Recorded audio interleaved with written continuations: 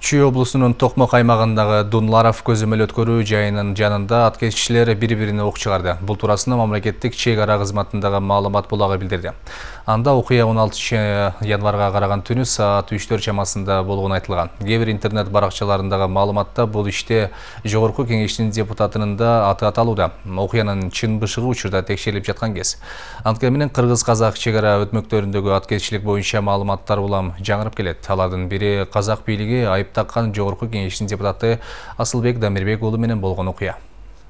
Кыргыз-казак чек арасында аткезчилик менен алектенгендердин атышканы тастыкталды. Аткезчилердин чатагында Жогорку Кеңеш депутаты, чемпион Кайман аты бар Урмат Самаевдин аты дагы аталууда. Маалыматта Дастан Кубан аттуу мурдатан аткезчилик менен алектенген адамдар Бактияр Аскат аттуу жаңы аткезчилерди чотурга отургузабыз деп чыр чыкканы жазылат. Буга чейин чек ара кызматы алгач эч кандай атышуу, мушташуу дагы болбогондугун билдирсе, кийинчерээк мушташуу гана болгондугун айткан. Бүгүн аудио-видео жазуулар чыгып, атышуу болгондугу тастыкталды.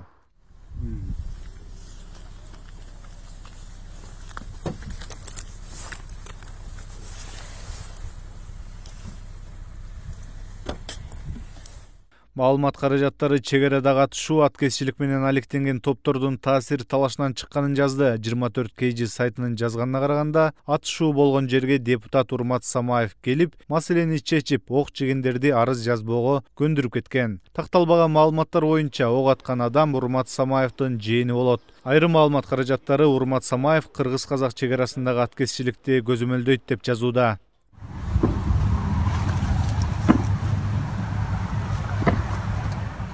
Кыргызстанда аткезчилик менен алектенген топтор бар экендиги жашыруун эмес, аларды жогорку кызмат адамдары калкалаары дагы белгилүү. Аткезчилик боюнча эл аралык чатактагы чыккан 2017 жылы казак бийлиги Кыргызстанды аткезчиликти мамлекеттик деңгээлде жүргүзөт деп айыптап, чек арасын жаап, жүк ташуучу унааларды өткөрбөй да койгон. Анализ динамики импорта товаров из Китайской Народной Республики в страны ЕАЭС за 2014-2016 годы показал, что по всем странам, кроме Кыргызстана, наблюдается снижение импорта. При этом наибольшее снижение приходится на Казахстан в 2 раза и Россию на четверть.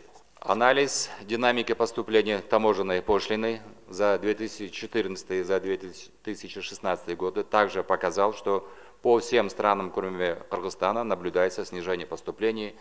Больше всего здесь теряет Казахстан на 18,2%. Казак бийлиги сөз жүзүндөгү айыптоосун иш жүзүндө дагы далилдеп, 2018 жылдын башында Жогорку Кеңеш депутаты Дамирбек Асылбек уулун жана дагы 2 кыргыз жаранын кошуп, Алматыда атайын операция учурунда кармады. Кыргыз депутатына аткезчилик боюнча эл аралык кылмыштуу топ түзүп, башында турган деген айыптоо коюлуп, учурда сот болуп жатат.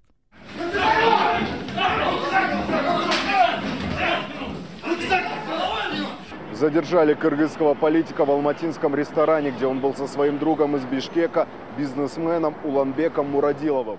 Кыргызстан аркылуу Бажы союзуна кирген мамлекеттерге аткезчилик аркылуу товарлар агылып жаткандыгын казак туугандар гана эмес, Беларусь бийлиги дагы айтып келет. Экс-президент Атамбаевдин тушунда бул тармакты анын жакын адамдары өкүл балдарынан бери көзөмөлдөгөндүгүн саясатчы Нариман Түлеев билдирүүдө. Жаңы бийлик келген соң деле аткезчиликтен уланып жатышы, калкалаган адамдар алмашып, бирок ууру жолдун калганын далилдешүүдө. Аткезчилик тыйылбай улана берип, Казакстан чек арасын кайра жапса, саналуу адамдардын жана аларды калкалаган бийликтегилердин кызыкчылыгы үчүн 6 миллион кыргыз эли жапа чегери анык.